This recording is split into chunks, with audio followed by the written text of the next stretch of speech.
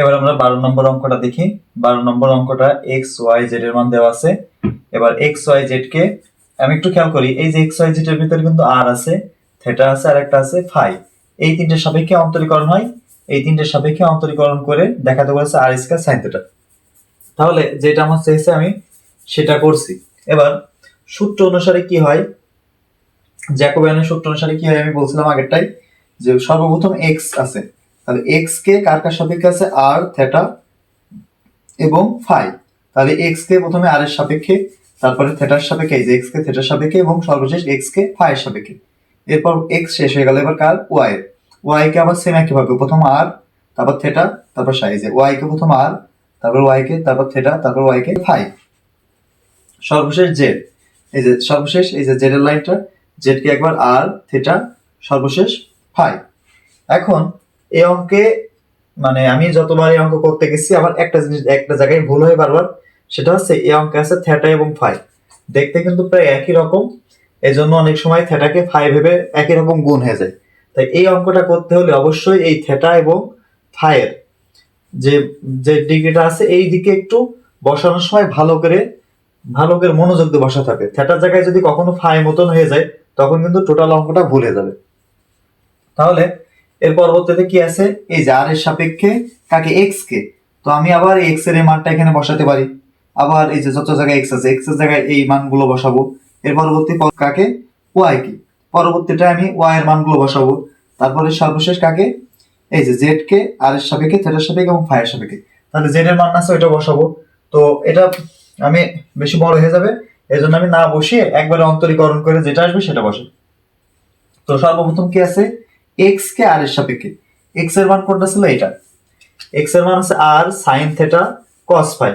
তাহলে আমি জানি কি, গুণ আকারে যদি ধ্রুবক থাকে ধ্রুবকটা বসাই দিতে হয়, যেটা অন্তরীকরণ হয় শুধু সেটাকে করতে হয়।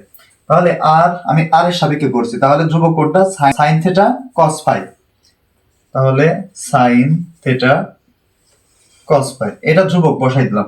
এবার আর এর করব, আর কে আর এর সাপেক্ষে করলে 1, এর সাথে গুণ আকারে 1 বসান, না বসালেও সমস্যা নেই, আমি এটা বসালাম না। এর পরবর্তীতে এই এক্স কে আবার কার সাপেক্ষে, থিটার সাপেক্ষে, এবার মাঝেরটা কিন্তু থিটার সাপেক্ষে। তাহলে থিটা আছে কোনটায়, এই যে এখানে থিটা আছে, তাহলে এই সাইন থিটার এর অংশটুকু অন্তরীকরণ যোগ্য, আর ধ্রুবক কোনটা, আর কস ফাই। তাহলে নিয়ম অনুসারে আমি ধ্রুবকটা বসে রাখলাম আর কস ফাই, এই আর কস ফাই এটা ধ্রুবক, এটা বসাই দিলাম। অন্তরীকরণ কাকে হয়, সাইন থিটাকে। তাহলে থিটার সাপেক্ষে সাইন থিটাকে করলে, সাইন কে করলে কত আসবে না, কস থিটা।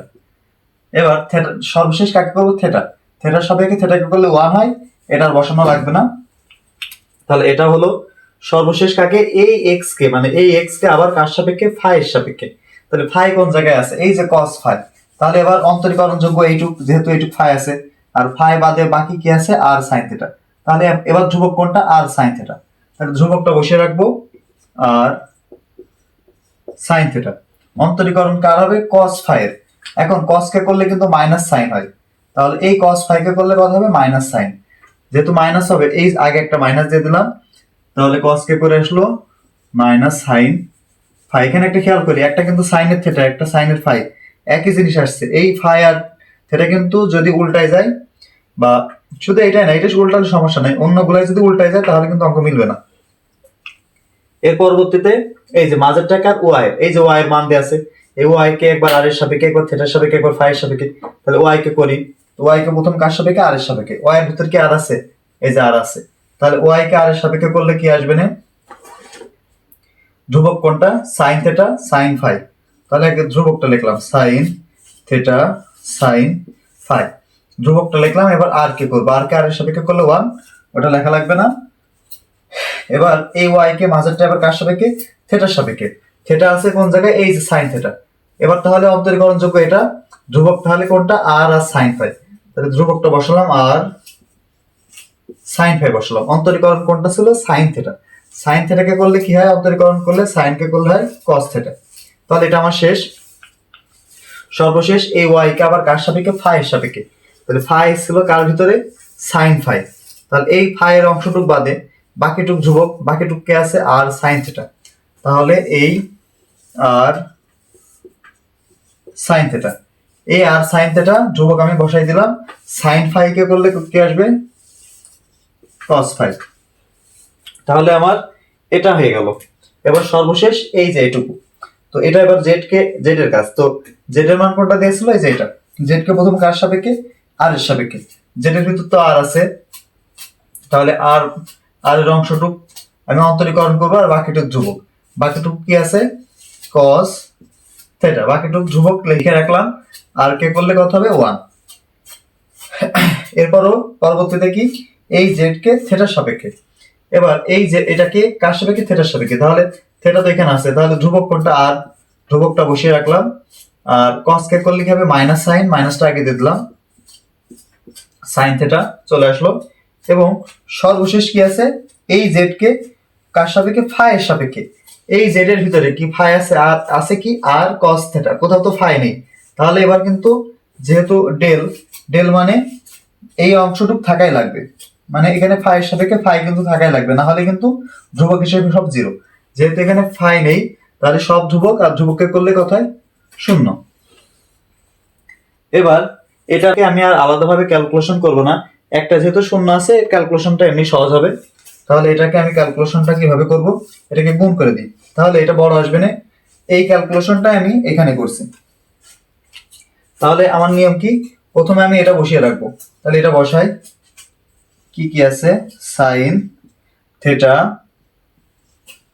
কস ফাই, এটা বসিয়ে রাখলাম। এবার নিয়ম অনুসারে কি, এই সাইন থেটা কস ফাই এই লাইনের সাথে যেটা যেটা যেটা আছে, তাহলে এই লাইন এবং এই লাইন বাদ, তাহলে থাকছে এইটার সাথে এইটা গুণ।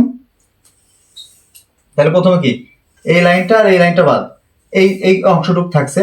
তাহলে এবার কিভাবে গুণ করবো, এইটার সাথে এটা গুণ, তো এইটার সাথে জিরোর গুণ করলে কত হয়, 0। তাহলে এটার সাথে এটা গুণ করার পরে মাঝখানে সূত্রের কিন্তু মাইনাস, এর পরবর্তী এইটার সাথে এইটা গুণ।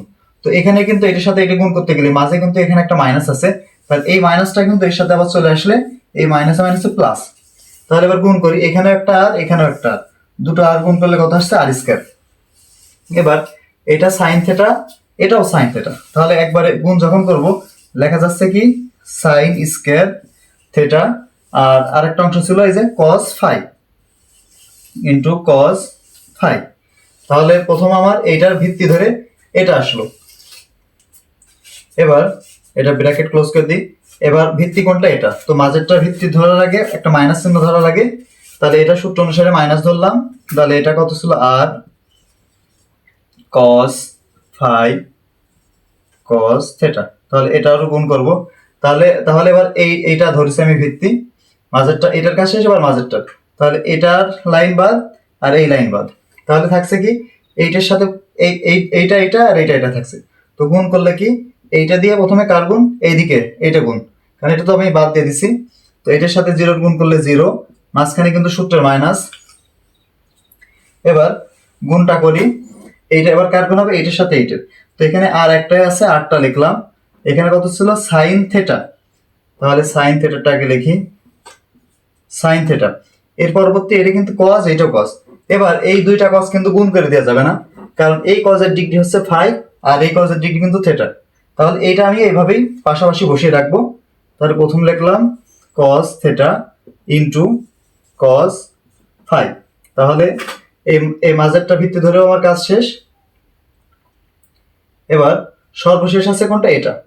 তাহলে সর্বশেষটা মাঝেরটাই শুধু মাইনাস কমন নিতে হয়, তাহলে সর্বশেষটার আগে কি নিতে হবে, সূত্রের প্লাস।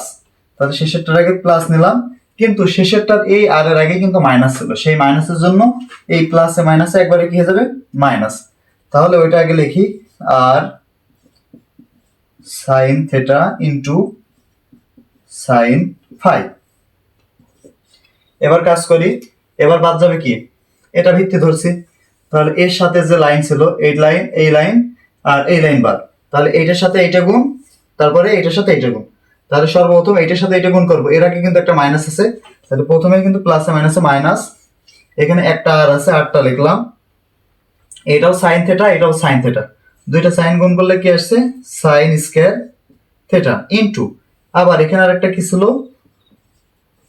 Sign phi. তাহলে এটার সাথে এইটা গুণ করলাম। এবার কোনটা আছে, এটার সাথে এইটা গুণ, তবে এই গুণের আগে কোন চিহ্ন বসে, সূত্রের মাইনাস। তাহলে এখানে একটা আর আছে, আরটা আগে লিখলাম।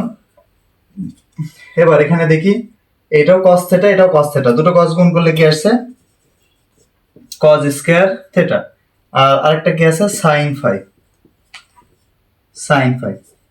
তাহলে এই গুণটা আমার করা শেষ হলো। আচ্ছা, এবার এই যে সামনের যে অংশটা ছিল এটার সাথে তো গুণ আকারে, তাহলে আমি গুণটা করে দিই। তাহলে উপরে লিখি সমান, তাহলে গুণ গুণ করবো কি এইটার সাথে এইটার গুণ। তো সর্বপ্রথম আমি আর একটা লিখি, আর স্কয়ার। এবার দেখি sine theta, sign square theta, তাহলে এই সাইনের সাথে থিটা যে দুইটাই থিটা, তাহলে এই দুইটা গুণ করব। গুণ করলে কত আসছে? সাইন স্কয়ার আর শুধু সাইন, সাইন কিউ হয়ে যাচ্ছে, এই যে 2 আর 1 3। এবার এটা cos ফাই, এটাও cos ফাই, তাহলে দুটোই একই, তাহলে একবারে লিখবো কি cos স্কয়ার ফাই। এটির সাথে এটার গুণ করা শেষ। এবার এইটার সাথে এটা গুণ করব, তবে এখান থেকে মাঝখানে মাইনাস আছে, আর এই মাইনাস মাইনাসে মাইনাসে একবারে কি দেবো? প্লাস। এবার এখানে আর এরটা আগে লিখি, এই আর আর এই আর দুটো আর গুণ করলে হচ্ছে আর স্কয়ার। এটা আছে cos ফাই, এখানে দেখি cos ফাই, এই যে এখানে আরেকটা cos ফাই আছে, তাহলে এইটা আর এটা গুণ করলে একবারে লেখা যাবে কি cos স্কয়ার ফাই। তাহলে এইটা আর এটা গুণ করলাম, এটা লেখা শেষ। এবার আরেকটা কি ছিল? cos থিটা, এখানে কিন্তু cos থিটাও আছে, তাহলে এটা হবে কি দুটো গুণ করলে cos স্কয়ার থিটা। তাহলে এইটা আর এটা গুণ করলাম। এবার আরেকটা কি থাকছে? sin থিটা, তাহলে পাশে আরেকটা গুণ থাকবে কি sin থিটা। তাহলে এটা দিয়ে আমার এটা গুণ করা শেষ। এবার সর্বশেষ এইটা দিয়ে এই দুইটার গুণ, তাহলে এটাকে দেখি, তাহলে এই মাইনাস আর মাইনাস মাইনাস মাইনাস হয়ে যাচ্ছে কি প্লাস। তাহলে প্রথমে এই আর এর সাথে আর এর গুণ করলে কি হবে? R square.